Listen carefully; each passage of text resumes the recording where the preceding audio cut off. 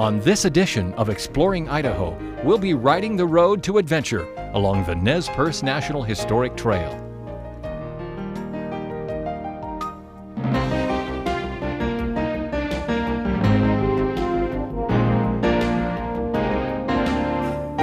Then we'll celebrate the music, dance, and song of many countries at the International Folk Dance Festival in Rexburg.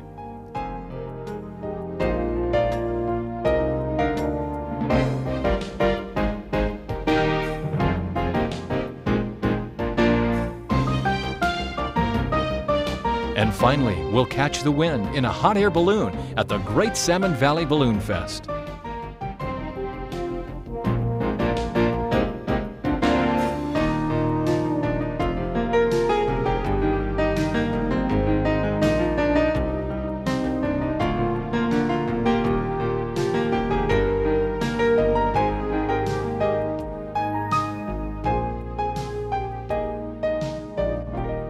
Hello and welcome to Exploring Idaho. You know, every year there are so many festive events in our state, and many of those events are designed to bring people together who share a common interest. Tonight you're going to meet people who are doing just that, sharing their passions.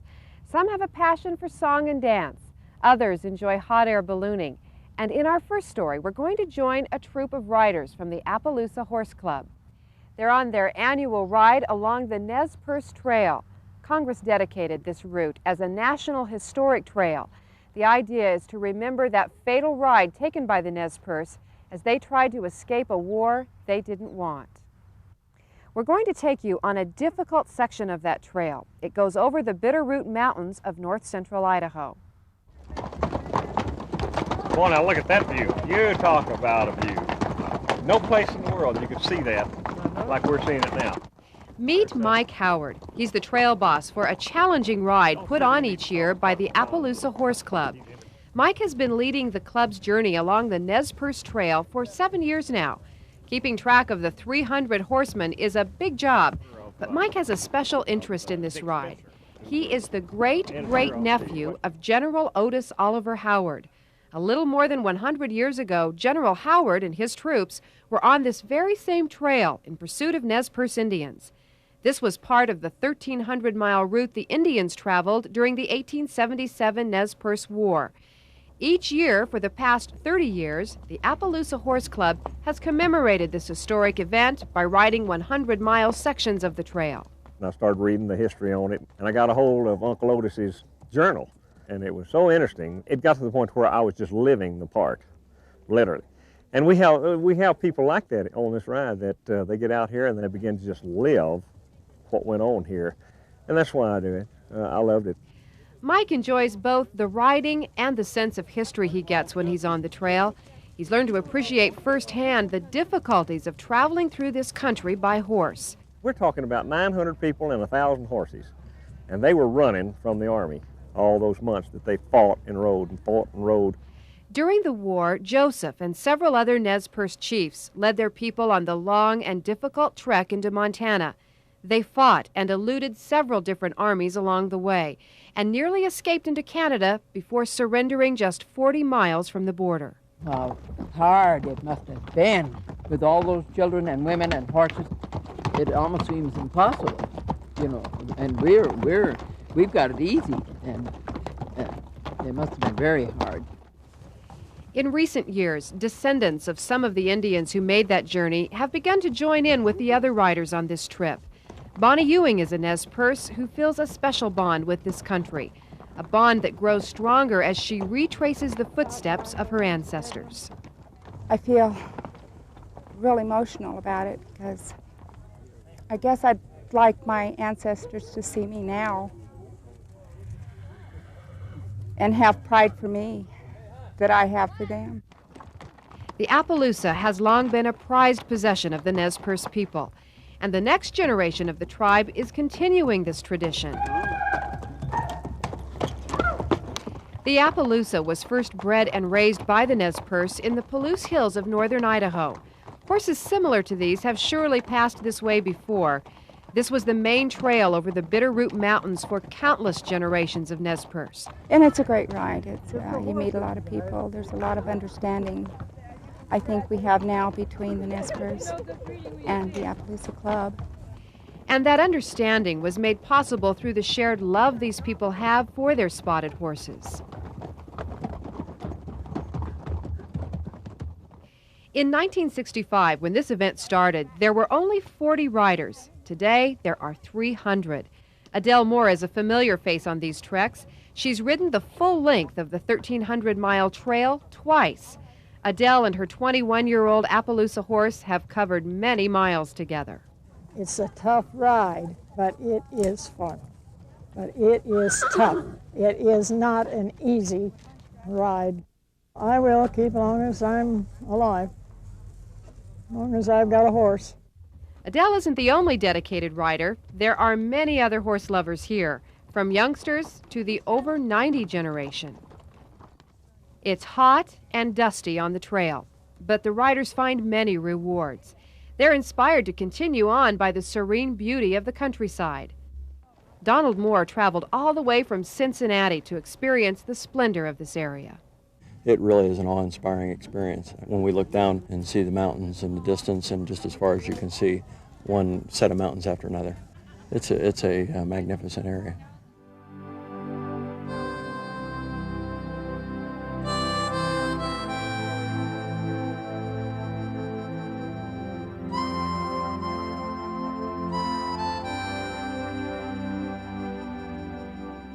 Here at the crest of Lolo Pass, the riders cross through a secluded grassy meadow.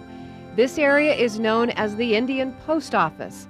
Legend tells of the rock piles found here. One Indian told us that, yes, there were such a thing as Indian post offices, and that they usually were a stack of rocks. He said that they would put a piece of cloth or they would put a piece of bone or something in there to let somebody know that, okay, this is me, I'm telling you that I went this way, or don't go this way, or something, and it was called a message center. And you can look out there and you can see thousands of miles, and you don't even know how far you are seeing. It's just, the good Lord did a good job up here. This is one of those special places along the trail, a place where the history and natural beauty of the Bitterroots merge. Here you can sense the hardship, heroism, and tragedy of the Nez Perce War. The hazy vista seems timeless. You have a feeling this area has changed very little in the last century, that these are the same views Chief Joseph and his people saw as they made their way over the mountains. And you think about what it must have been like to make that incredible journey of 1877. And next year, the APPALOOSA Horse Club plans to continue their ride. The next leg of the route will take them through the Bitterroot Mountains into Montana. We'll be right back. Still to come, a taste of many cultures.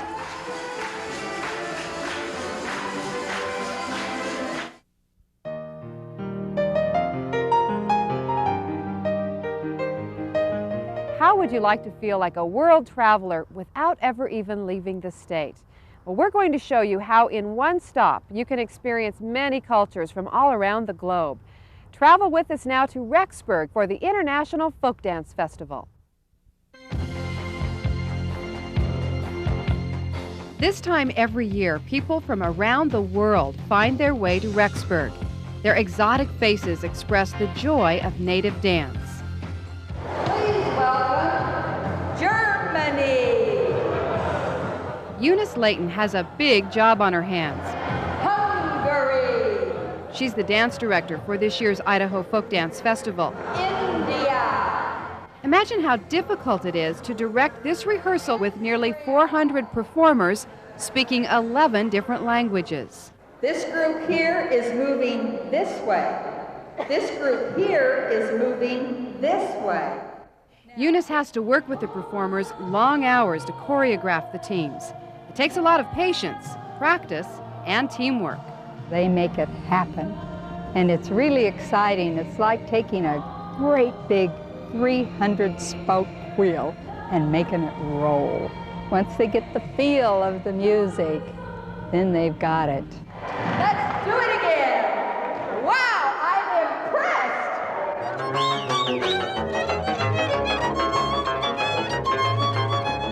In most countries, folk dancing is an unwritten tradition. It includes the customs as well as the dance and songs of the country.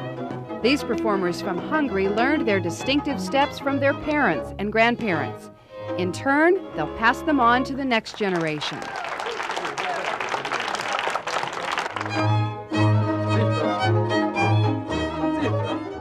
As you watch this talented group, you're seeing 2,000 years of culture from the crossroads of Europe. Just look at the colorful red embroidery of this dress. It shows the Turkish influence. Stephen I, our greatest, biggest king, said once, "The more foreigners come to us, the richer we become." And that is true. In fact, if you were to travel the different regions of Hungary, you would find each has its own distinctive style of dress and dance. Rita loves to share her favorite steps from Transylvania. People dance it because they love each other, and they dance when they're sad or they're happy. It's wonderful. Makes me happy. Donna Benfield works all year to bring this event to Idaho. For 10 days, when you get to have these people come over here and share themselves with you and their talent and their history and their culture, it's worth all the work, every minute of it.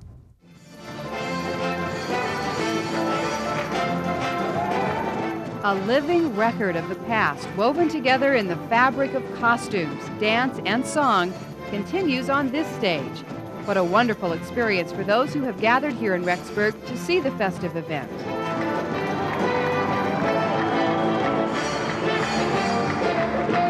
This high-spirited, energetic group represents the wine country of Israel. The young dancers portray the past heritage and future hopes of their country.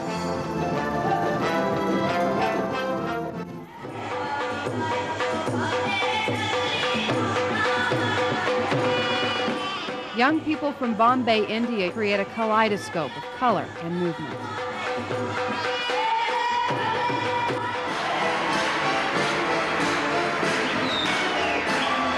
Everything about this festival is a class act.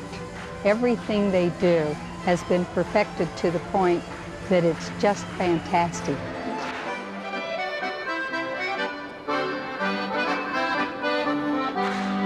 This 18th century Swedish dance has a lot of meaning to Thomas Pilkrona. His father started this dance group back in 1930, and he's been dancing in it since he was just 7 years old. I usually say I dance before I could walk. I have practiced once a week, and so I've done for more than 40 years, so I have to do it.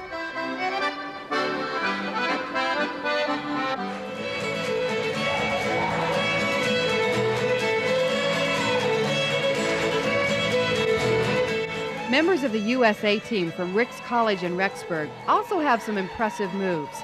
They love showing their new friends from other countries homegrown folk dancing.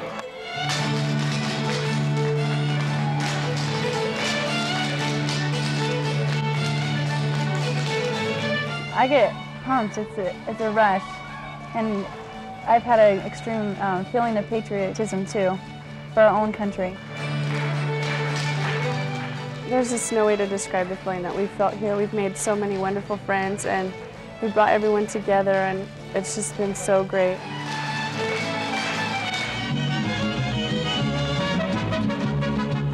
It's wonderful for those dancers to come here to America, but even one step beyond that, it's wonderful for them to meet 11 other countries here in one place.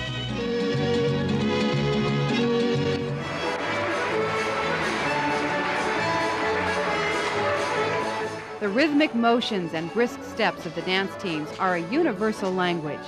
They communicate the spirit of love and life, a spirit that is felt by everyone here as the evening comes to a dramatic close.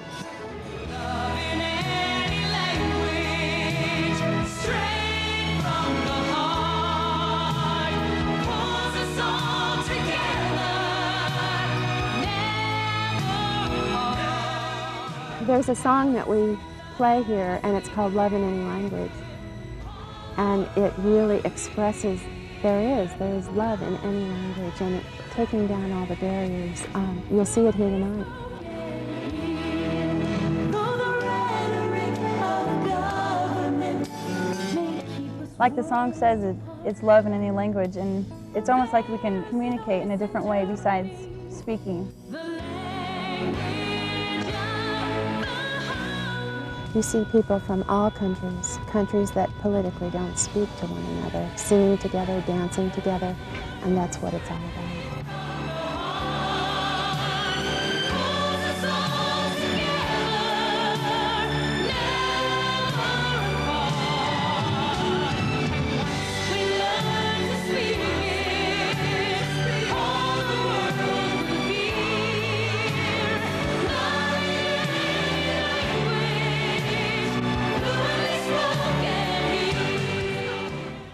Now that is a rare opportunity, so you'll want to mark your calendars for the International Folk Dance Festival next year.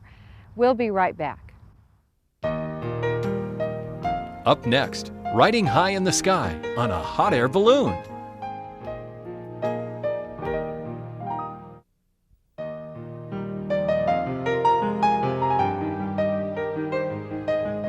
Welcome back to Exploring Idaho. You know, there is nothing quite like the feeling of floating in a hot air balloon, especially if you're in the hands of an expert pilot flying along the Continental Divide of central Idaho. We catch our ride at the Great Salmon Valley Balloon Fest.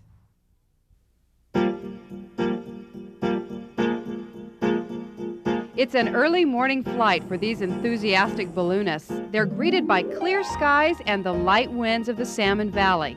In no time, the horizon is punctuated with every color of the rainbow.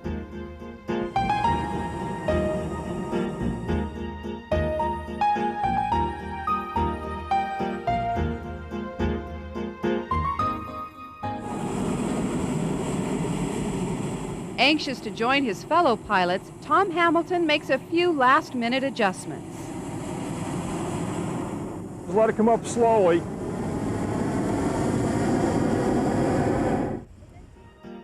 You know, it's a new adventure every time you go out.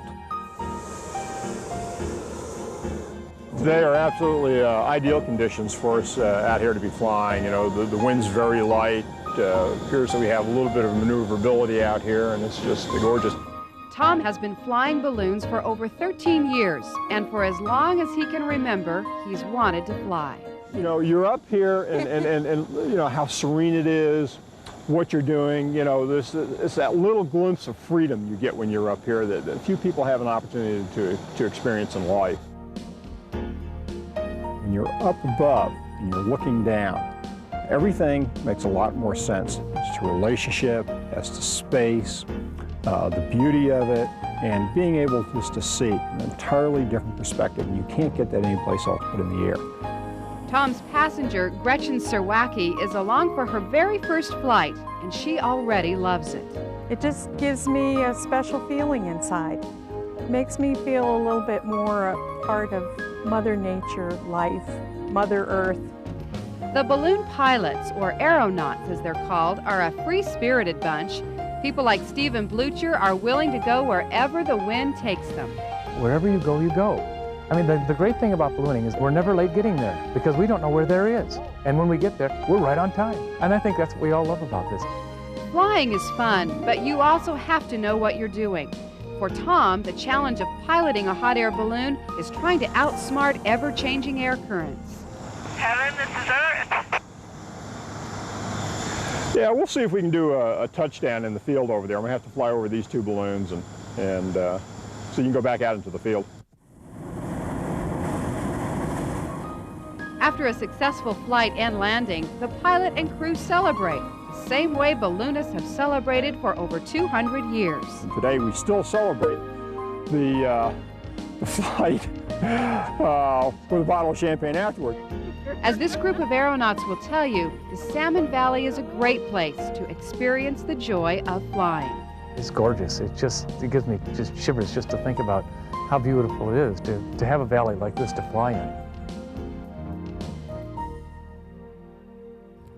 Now that looks like a lot of fun. And if you'd like more information on the places we visited today, stay tuned. We have that coming up for you next.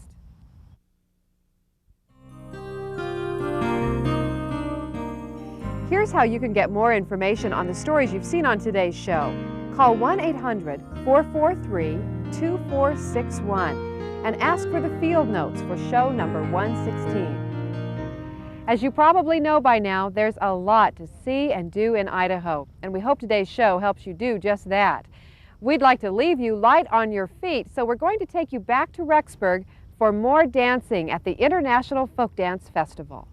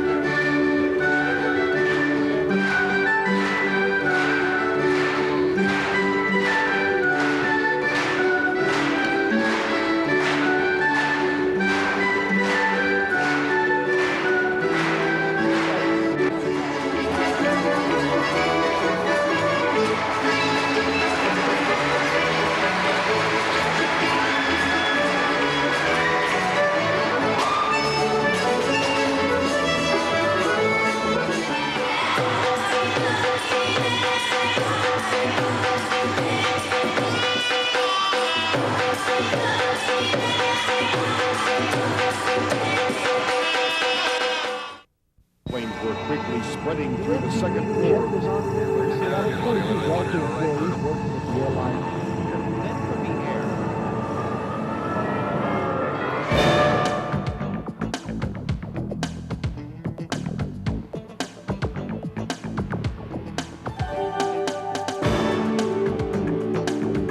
For complete coverage, turn to News Center 7, Idaho's news channel.